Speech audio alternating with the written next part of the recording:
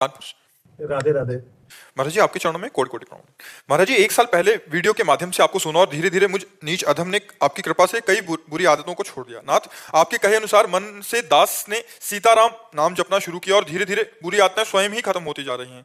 लेकिन इस क्रम में आपकी कृपा से सीताराम नाम अंदर बस गया। महाराज जी, प्रभु जी, मैंने आपको अपना गुरु मान लिया है कि ये सीताराम नाम जपना शुरू किया था, पर एक एकांतिक वार्तालाप में आपने कहा कि आप राम नाम मंत्र नहीं दे सकते। प्रभु, आप तो सबकी नहीं, मंत्र तो नहीं दे सकते, लेकिन नाम तो सुना सकते ना। सीताराम सीताराम खूब जपो। भाई, सीताराम राधे श्याम शिव पार्वती वही है, कोई और नहीं। एक ही ब्रह्म विविध रूप धारण किए हुए। मंत्र का क्या होता है? मंत्र देने का अधिकार तभी जब हमने खुद वो मंत्र जपा हो, खुद उस मंत्र को सिद्ध किया हो। तब जैसे हम श्यामा श्याम की उपासना में, अब सियाराम का नाम, जैसे हमसे बहुत से भक्त आते हैं, कहते हैं शंकर जी का नाम दे दो, तो श्याम सदाशिव जपो। अब हमसे अगर गुरु मंत्र की बात करोगे तो हम जहां हैं, जो जप रहे हैं, जिस पे हम चल रहे हैं आचार्य परंपरा, वो करेंगे। नाम तो भगवान का कोई भी नाम, आप भगवान के शास्त्र नाम का हम पाठ नहीं करते, विष्णु शास्त्र नाम, गोपाल शास्त्र नाम, तो कोई भी नाम आपको, जो आपकी श्रद्धा है कि मैं इनके मुख से सीताराम सुनूं तो मेरी भावना बढ़ेगी, हम कहते हैं सीताराम सीताराम, खूब नाम जप करो, भगवान को प्राप्त हो। अब जैसे सीताराम का मंत्र, अब हम सलाह देंगे किसी रामानंद संप्रदाय से किसी संत पर श्रद्धा करो और फिर उनसे मंत्र लो, क्योंकि वो आचार्य परंपरागत मंत्र है, तो वो सिद्ध हो जाएगा, वो लाभ प्रदान करेगा। यही तो समस्या आ रही है, सारा मन बुद्धि सब आपके चरणों में समर्पित हो। तो सीताराम जपो, सब कुछ हो जाएगा। सीताराम सीताराम सीताराम कहिए और जाहि विधि राखे राम। जितेंद्र सोनी जी, अहमदाबाद। श्री हरिवंश महाराज जी, महाराज जी, भगवत गीता में भगवान ने कहा है कि मनुष्य देवता का पूजन करते हैं तो उनको देवता की प्राप्ति होती है, तो उनको वापस जन्म मरण में आना पड़ता है। तो मैं ये जानना चाहता हूँ कि देवतागण का तात्पर्य क्या है, और जैसे सब लोग अलग अलग, सब भगवान का जब तक भाव नहीं रखोगे, भगवान का भाव करके पूजन करो तो भगवान को प्राप्त हो जाओगे, और भगवान का भाव न रखकर इंद्र का पूजन करो, अग्नि का पूजन करो तो नहीं, बात नहीं बनेगी। उनमें भगवान का भाव करना पड़ेगा। इंद्र देवता है, अग्नि देवता है, सूर्य देवता है, तो देवत्व भाव जहां लाओगे, देवता का भाव लाओगे तो आवागमन होगा, क्योंकि उनका भी आवागमन है। अगर भगवान का भाव लाओगे तो आवागमन नहीं, क्योंकि भगवान अजन्मा है, भगवान अजित है, भगवान मायातीत है। समझ रहे हो? तो भगवान कहते हैं अगर जिस देवता पर श्रद्धा करोगे तो मैं वही श्रद्धा तुम्हारी पुष्ट कर दूंगा, पर तुम्हारा आवागमन नहीं मिटेगा, क्योंकि आवागमन मिटने का अधिकार भगवान श्री हरि को, भगवान शंकर को, इन्हीं को है। आवागमन मिटने का और अधिकार किसी को नहीं। पूरे त्रिभुवन में आवागमन मिटने का अधिकार इन्हीं को है। मोक्ष प्रदायिनी ये जुगल जोड़ी है, अगर इनकी शरण में नहीं, चाहे शिव पार्वती और चाहे भगवान सियाराम कहो या राधे श्याम कहो या विष्णु नारायण कहो, वही भगवान एक ही विविध रूपों में है, बका दूसरे को अधिकार नहीं। इसीलिए गीता में भगवान का भूतों को पूजने वाले भूतों को प्राप्त होते हैं, देवताओं को पूजने वाले देवताओं को प्राप्त होते हैं, और यहाँ से लेकर ब्रह्मलोक तक सब मायामय जगत है। आप ब्रह्म स्तंभ पर्यंतम सर्वम मायामयम जगत, तो देवलोक तो बहुत नीचे है, अंतरिक्ष के बाद स्वर्ग लोक है, महरलोक, जनलोक, तपलोक, फिर ब्रह्मलोक है, और ब्रह्मलोक तक आवागमन है। तो फिर देवताओं को पूजने वाले देवताओं को प्राप्त होते, पुण्य क्षीणे मृत्यु लोके विसंति, और पितरों को पूजने वाले पितरों को प्राप्त होते। हे पार्थ, मेरा पूजन करने वाले मेरे को प्राप्त होते हैं। तो हम भगवान का पूजन करें, और जितने भी देवी देवता सब में भगवान की भावना करें कि दुर्गा रूप में भगवान ही विराजमान है। जितने भी देवी देवता सब में भगवान, हम कहा नहीं कि अगर भगवान की भावना करके कुत्ते का पूजन करो तो भगवान को ही वो पूजन प्राप्त होगा। अगर भगवान की भावना नहीं तो देवताओं का पूजन भी केवल आपको पुण्य प्रदान करेगा, भगवत प्राप्ति नहीं। इसलिए भगवान ने वर्णन किया।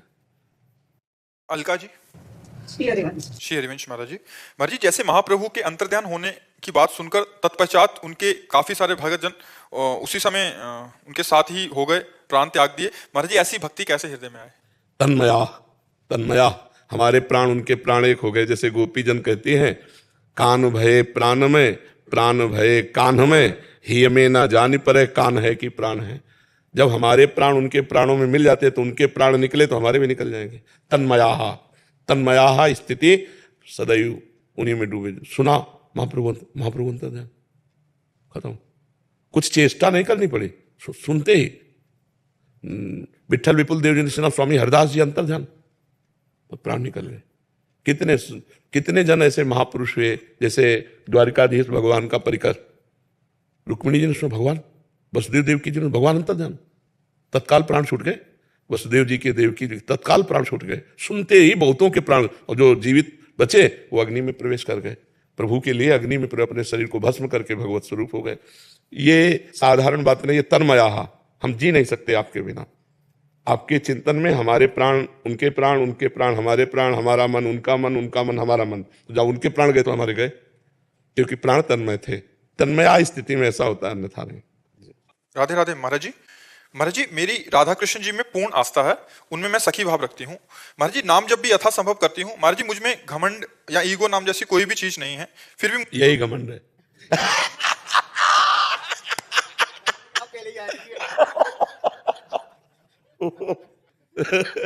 मरीज कह रहा है डॉक्टर से मैं बीमार नहीं हूं, डॉक्टर कह रहा तुम बीमार। तो महाराज जी फिर भी मुझे सब ऐसा समझते हैं कि मैं घमंडी हूँ।